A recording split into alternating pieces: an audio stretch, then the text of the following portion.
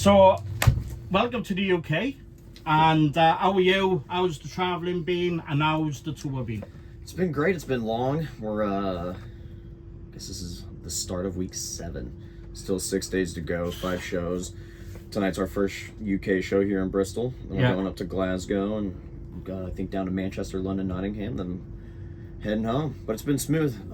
Everything's been running smooth. All the boys have been getting along, so. And you got a sold out show tonight as well. Yeah, first show in the UK tonight, and it's sold out. Yeah, here at the O2. I can't. As I was just saying to Jason, I can't wait. Last time I interviewed Jason, we were in the Fleece, and I don't know what the fuck happened because I was helping. I was there to take photos, and I was there lifting people onto the stage just to fucking dive off. It was absolutely nuts. So I don't know what's going to happen tonight. I know I got to do more photos. And the Adjusted Boys and the Cannibal Crew, man, they get those kids riled up. Yeah, crowd surfers, some walls of death. Circle pits. Yeah, it gets wild, man. Yeah, Ingested that in the Fleece got them so riled up. It was chaos. Oh yeah, absolutely chaotic. You started the first night of the UK tour tonight, and are you excited to be playing here? What's the fan base like for yourself in the UK? Very excited to get to the UK. This is actually our first European tour in general for Stormruler. Wow. This is the first time in the UK, so tonight, first show in the UK, and it's sold out here in Bristol, man. So we're looking forward to it. We not entirely sure what to expect. Never been to the UK, but so far it's been great. We had a day off yesterday and got to mosey around with some of the locals, and it's been a blast so far. Did you stay in Bristol then, or? Yeah, we actually slept right there in that bunk. Was over here at the Hatchet Inn for a while. We watched the Liverpool versus Leeds game. And, no. So what's it like then sleeping when there's a huge tour and you're on the road for 7 weeks? What's it like? You get used to each other's smells? Oh yeah, it's stinky. We I mean, there's 17 of us. I think 17, 18 of us on this bus, and all dudes minus one girl. Poor girl. Mother Tari, our tour manager. But yeah, I mean, you walk in there about 2 a.m. and it's a coffin. you're gonna get gassed out, man. But it's been all right. I mean, it's a double-edged sword. You get to sleep on the road and you wake up where you're supposed to be, but at the same time you're moving all the time and kind of. It's got to be fucking good going around Europe and all that in a tour bus. I mean, rolling around for 7 weeks, we're ready to get back into a bed and just sprawl out. Your recent album, Sacred Rites and Black Magic, was released in October. How have the fans responded around the world to the album? Really well. Surprisingly well, because I mean, we're a fairly new band. We've only been around for 3 or 4 years. Yeah. And we put that first record out on a whim, and it just so happened to work out. And then it's a great album. I really appreciate it. Yeah, we put out that first album, and then we were like, well, and then we got picked up by Napalm, so we were like, all right, well, let's we're ready to put out our second one already. We got some material. Big label to get. Yeah, it was out of nowhere. I mean, like, we started this project, just me and Jesse, the drummer, out of fun. Like, we just wanted to write a single black metal record. No plans to ever play live. No plans to be a real band whatsoever. Then we put that out and it got signed, and then we're like, all right, well, we kind of have some material for the second album already. Let's kind of think about this a little more now. So we put it out, and everybody's been loving it, and I think it's been pretty well receptive. What's it been like in the extreme metal charts and all that? Is it caught on, and have you around Europe, what's the fan base been like? Because it's your first time in Europe, as you say. It's been really good, actually, surprisingly well, especially for a band that's only been around for a few years and for being in Europe for the first time. But Europe, I mean, the black metal that we play it's a European sound. It's predominantly from Europe, so getting over here to play it for the people that actually invented it and created it, pioneered it, has been incredible. All the German shows have been great. Scandinavia, pretty much all of Europe's been really receptive of it. It's that's the one thing. It's like with death metal and extreme metal and doom metal, it's like out in Norway, out in Sweden and other parts of Europe, it's like thrived. So your music is something which would fit right into the European base. And I don't know what the extreme metal side of things is like in the States and all that, but over here it goes both ways, especially in the States.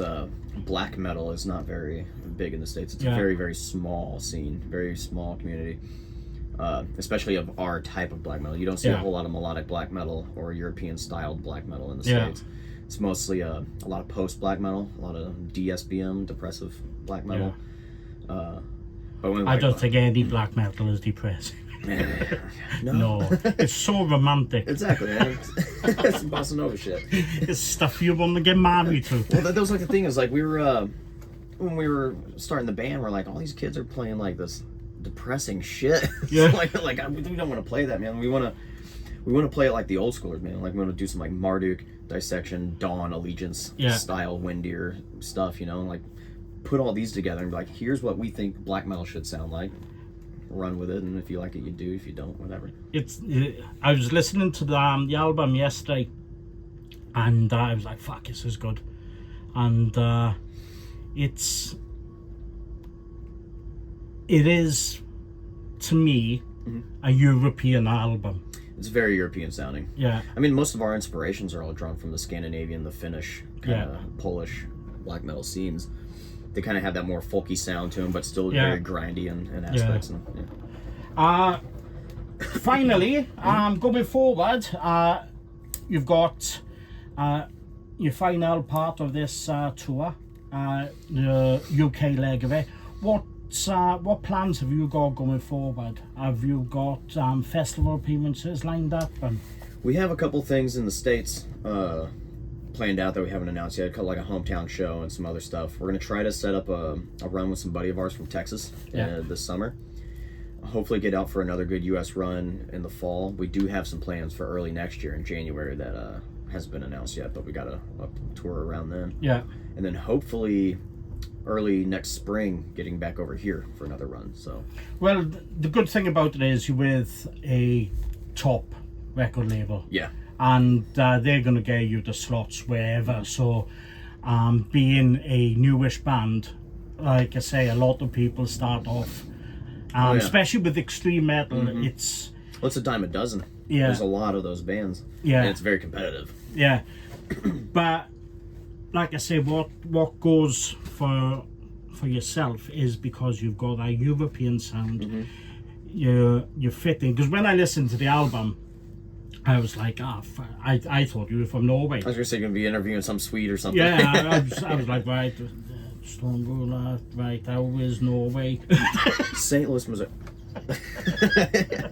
But no, it's a great album. You're with a brilliant record label, and they are just going to get you going. And have you got plans for a new music in the future? Yeah. Before this tour, we were doing a little bit of demoing. We have a few songs demoed out for the next record. We don't have like a window of when we're going to decide to release it, but it is in the works. If you go through my phone, I've got a catalog of just me humming into my phone songs like, you know, there's all kinds of stuff. So the plans are there. So. Brilliant. Well, this has been fantastic speaking to you. Absolutely. Good luck with the UK, and enjoy the craziness which these fans bring. Absolutely. And I look forward to speaking to you in the near future. Killer, man. I appreciate it. Take care. Cheers, all right. bro. Cheers, man. Cheers. Here we are once again. Yeah, once again. How you keeping, and how's life been since we last chatted at the Fleece? Really good. Really good. We've been on tour like a lot, like since we last spoke. So yeah, we're keeping busy. Like hardest working band in the fucking UK, maybe Europe. Who knows? Maybe the world. Who knows, eh? Like, but yeah, like we're always on tour. We've been since we last talked. We were on the Fit for an Autopsy tour. Yeah. That's right, weren't it? Yeah. And since then we've done tours with Suffocation, Dying Fetus around the UK and Europe. Then we did the fucking completely 100% sold out American tour with Lorna Shore. Yeah. Which was amazing. Then we did our Christmas shows, which was in London and Manchester, like literally the days before Christmas. Yeah. And I was going to go to it, but because it was so close to Christmas, I couldn't. Yeah, I know. Well, we've learned our lesson. Like next time, we're gonna do it like maybe a week earlier. But like because we were on tour and Yeah. we were also busy doing some other stuff that I can't really talk about, but I really want to talk about. Yeah, we couldn't make it any earlier. But those shows were absolutely amazing. It was awesome to like play London and Manchester after being like all over the world and stuff, like, and then coming home and playing like 2 like UK shows. Yeah, it was great. And then we had Christmas off, and then January and February we had off. Then March the 10th was the first date of this tour. Yeah. We've been on tour for 7 weeks now with Cannibal Corpse, Dark Funeral and Storm Ruler, and we've got a week left. The last leg is the UK. So yeah, and then we got a couple of days off, and then we're buggering off back to the United States again. That's amazing. We'll talk about what's to come in the next 6 to 8 weeks. You released Ashes Lie Still last November. It's an amazing album, so brutal. Thank you. Can you tell me a bit about the recording and the writing of the album? Yeah, so the writing was, I mean, I'm gonna get deep here now. So like, it was a really, really difficult album to write and produce. Like, not like from a technical standpoint or anything. Yeah. I mean, like from like an emotional standpoint, because like over the last few years, like me, Sean and Lynn have been through quite a lot, like as a band and individually, personally in our own lives. Yeah. So it was like, it was a very, very difficult album to write. Like Sean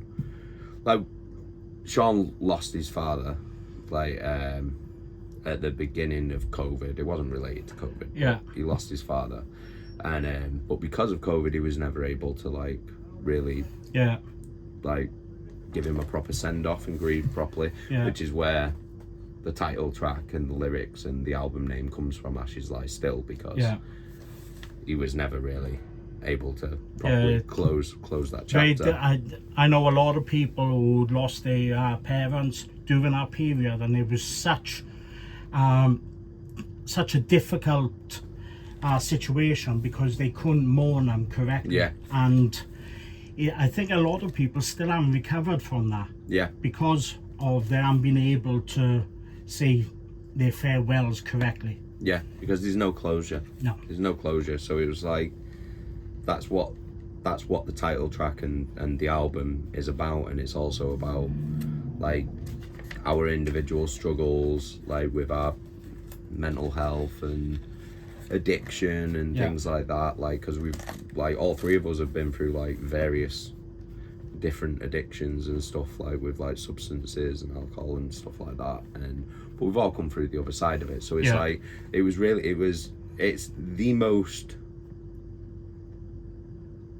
it's the most raw emotional album that we've ever done, like, which is why it sounds the way that it does. It's a lot more atmospheric. It's a lot more, I don't know, I think like we kind of tore ourselves open for that album.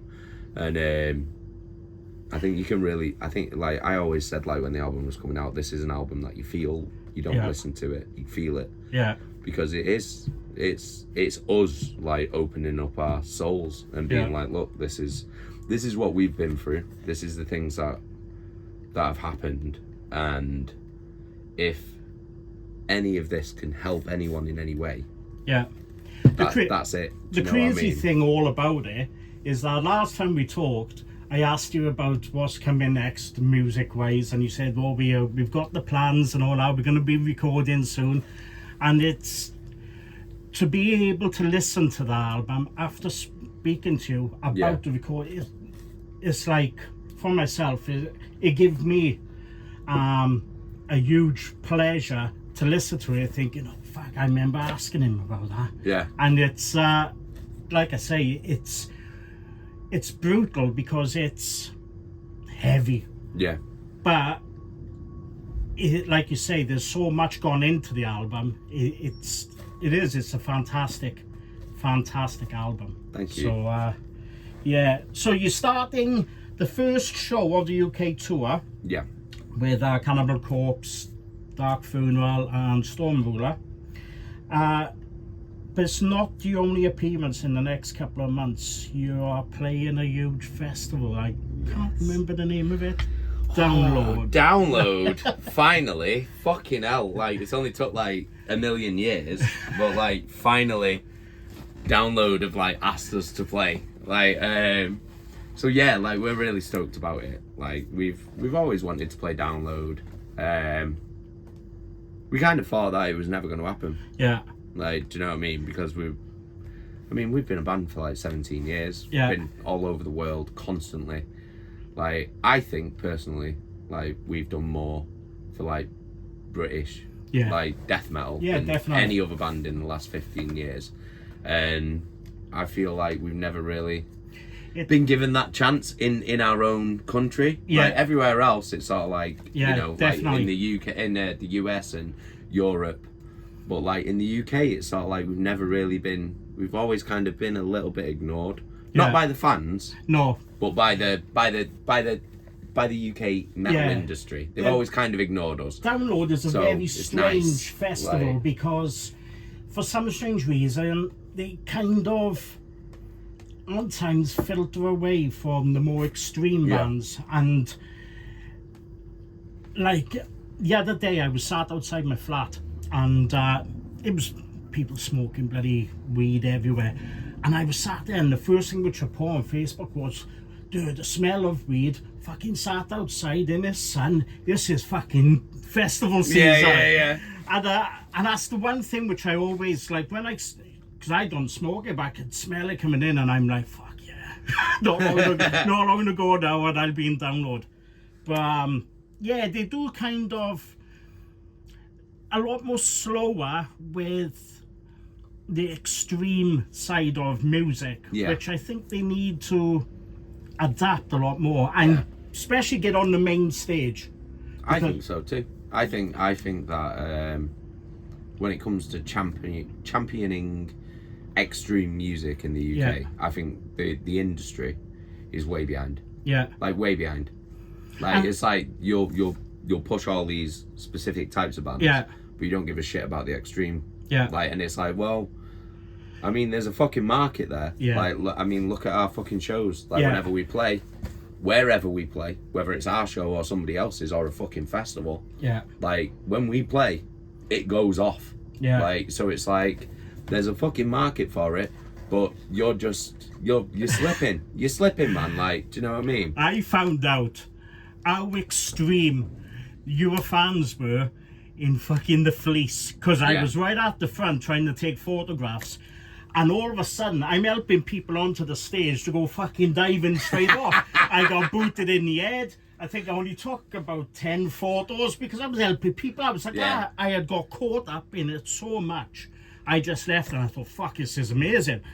Good. But that's it though. That's it. Like, that's what I'm saying. Like, when we play, it's chaos. Yeah. It's absolute chaos. And I fucking love that. And I wish that the industry in this country, like the metal industry, would fucking recognise that a little bit. Because if they were to get behind some of the fucking more extreme bands and not just keep pushing the same old shit over and over again, like, we'd have an insane, like, death metal, like, scene in this country. Because it's there. Yeah. The fans are there.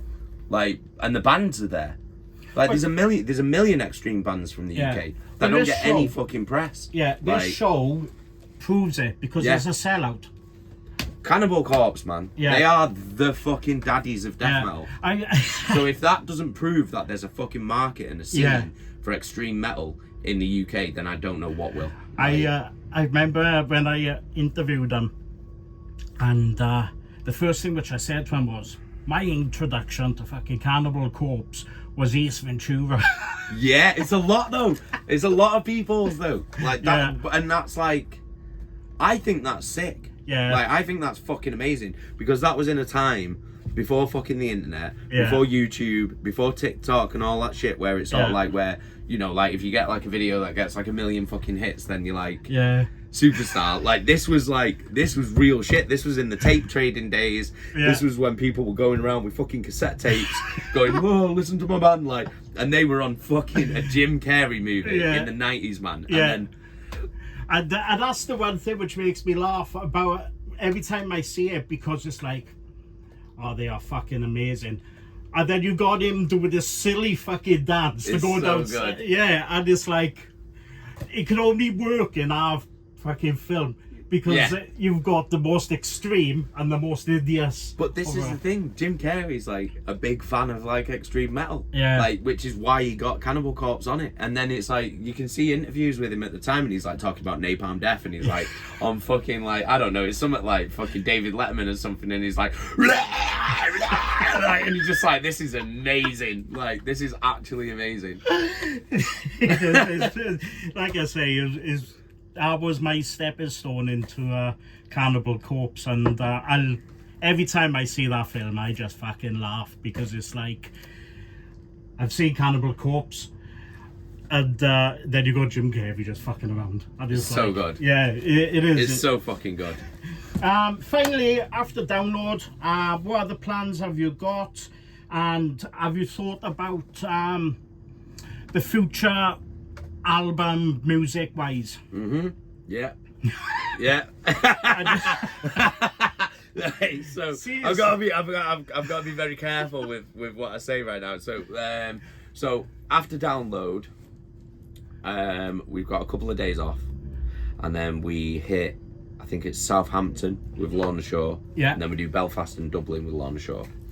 Then we've got some time off, and then it's festival season. So I think we're hitting Brutal Assault, and then we're going to do some shows in Europe around that. Yeah. Some of them have been announced, some of them haven't. New album. See, this That's is like, all I can do. That's all I this can is do. deja vu. New album.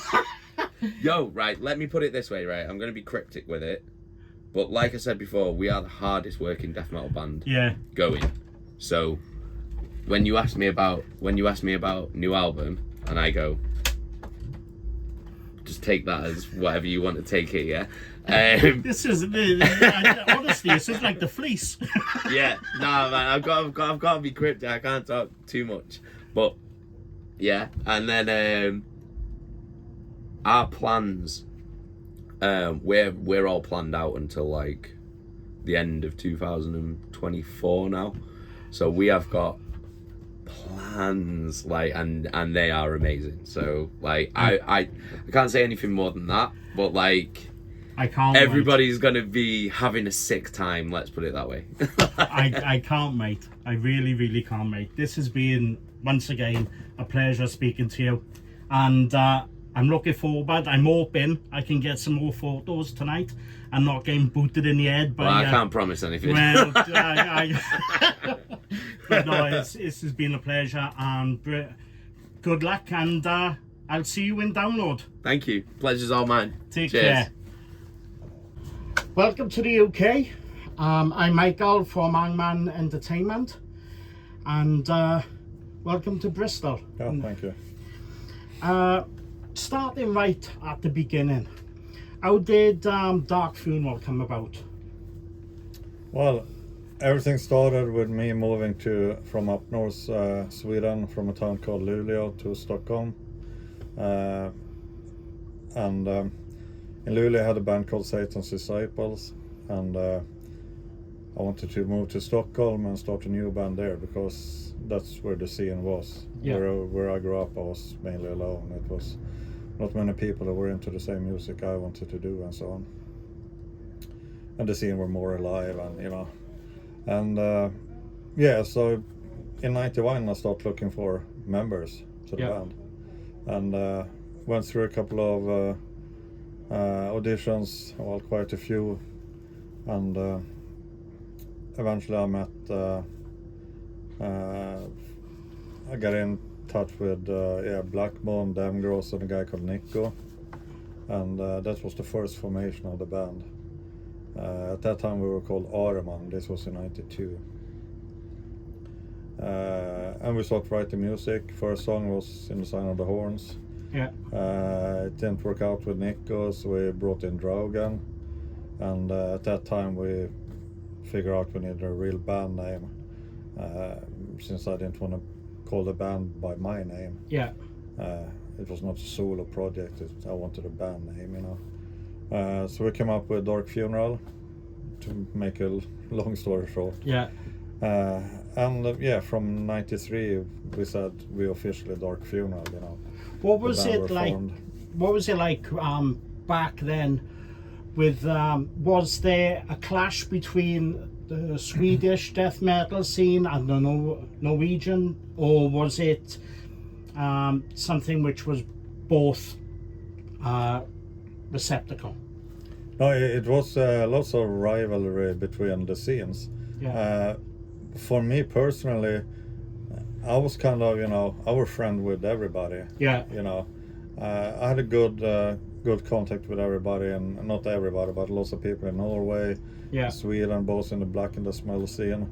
But I was kind of, you know, when I came from the north to Stockholm, I wanted to start a black metal band. Yeah. I was kind of the outcast, you know, in Stockholm. You know, everybody were doing death metal, and so there was lots of, you know, what the fuck is that guy coming here want Yeah. to do something different than what we are doing? Yeah. So it was a little bit of that attitude, but everybody knew I was dead serious what I wanted to do. So I guess I got the respect quite early, even if people were like, "Oh, Yeah. let him be by himself, let him do his thing."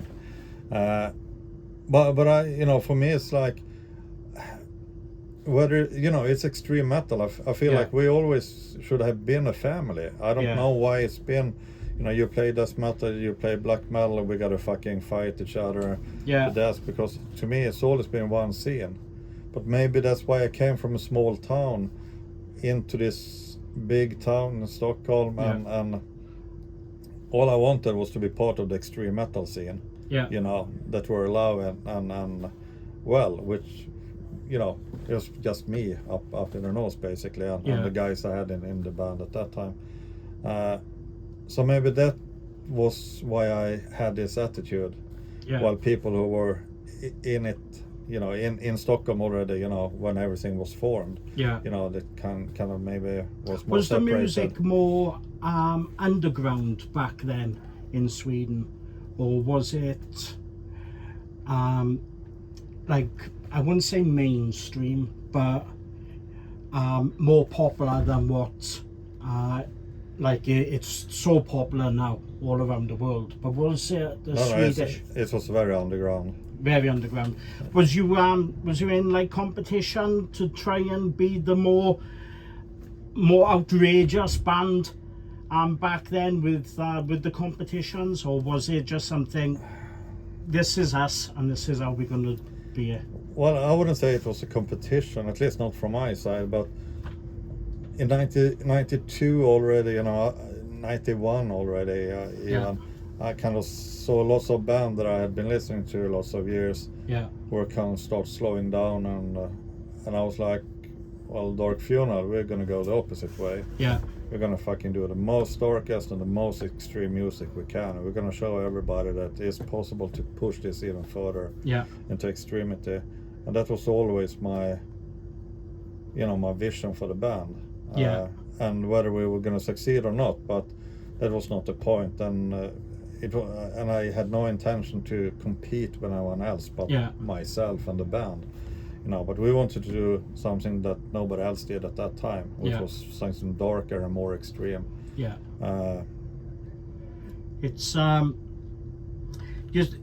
you start in the first leg, or the first concert of the UK leg. You've been on the road for 7 weeks.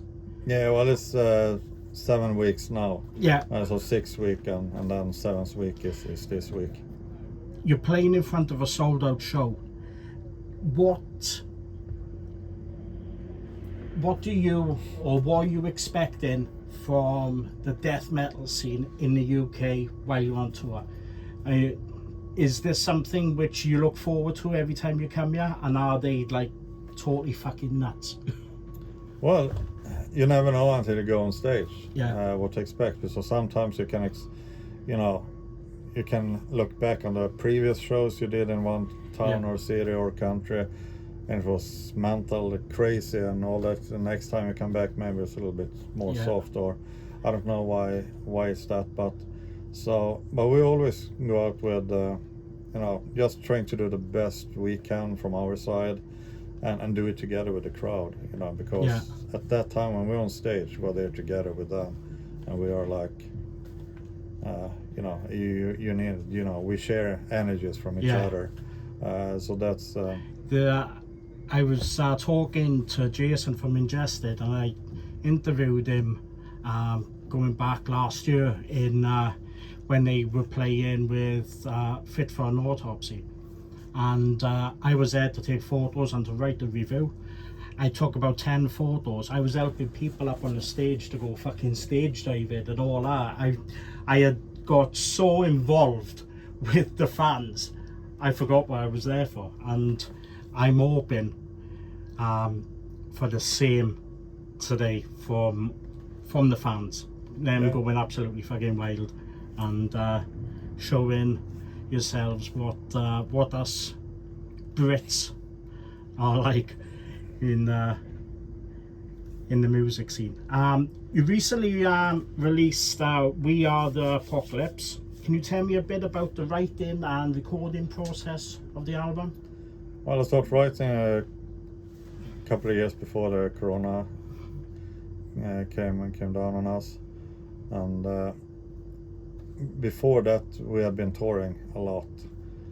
So when Corona came, we had actually planned to continue to write and finish off the record. So it was like a coincidence that the whole world shut down, so we could really focus on it. But whether it would have been Corona or not, we would still have been not doing any more tours at that time, and focus on completing the record.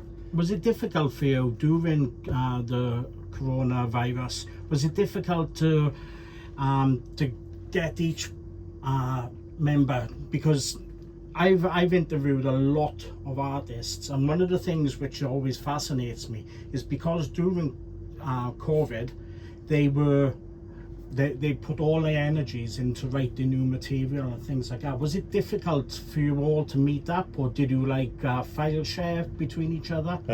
That's how we worked for Mana Records. Right. I got my own home studio set up, so I write there, and then me and Hangman, the vocalist, we are exchanging files, and then I do the whole pre-production in my home studio and put everything together. So it was like, for us it was no difference really. If the process was just the same, and it was just as easy, although you were able to continue doing what you do while the world was stopped.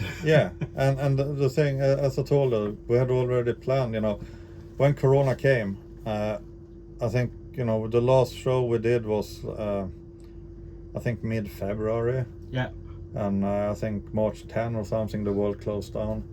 At that time, mid-February with the last gig, and that was planned to be the last gig for a while. So after that gig, everybody went on to a different part of the world on vacation. I ended up in Cancun, Mexico. Brilliant. And I got stranded there because all flights and everything got. But it was a pretty good place to get stranded at. I was stationed in Belize. I was there for 6 months, so I visited Cancun quite a bit. And I was back in 93, 94, and I can honestly say I had to get sent back to the UK to dry out because I was constantly fucking drunk. It's a party place. Well, I don't drink, so it was no big deal for me. Oh, but I mean, it was quite a good place to get stranded at. Everybody left, all the hotels closed down. There was basically nobody there, so the whole Cancun was empty from tourists. To stay there for another 2 weeks waiting to get a flight back home, it's perfect. with this final leg of your tour, what plans have you got going forward after this? Are you taking a break, or have you got another location where you're planning on touring? Yeah, we got. I think we got about 2.5 week break, and go to the States. Yeah. US and Canada, headlining Decibel Magazine tour. So May, June we're going to be in the States, and then we're coming back to do Hellfest. We're going straight from the US, do Hellfest, and then I think we got 1 month's break after that, and then keep on going with festivals. So our schedule this year is insane.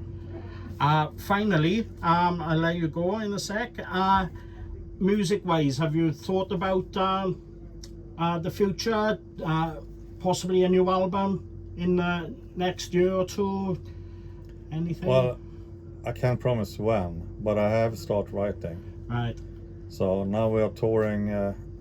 Now we've been basically on tour since November, Yeah. and we're going to be touring more or less the rest of the year. So we'll see when I have time to get into that again. But I have more ideas that I'm going to record in my home studio, and If there's anything like the I last album. take it step by step, and whenever it's finished, it's finished. But we do have some more plans Yeah. also, but I can't really reveal much right now. But I'm looking forward to it. cool, man. Thank you. So anyway, thank you for this interview. It's been absolutely a pleasure speaking to you. Good luck for tonight, and like I say, you've got a sold out show, so I think it's going to be quite crazy. Looking forward to it. I like crazy. Yeah, brilliant. Thank you.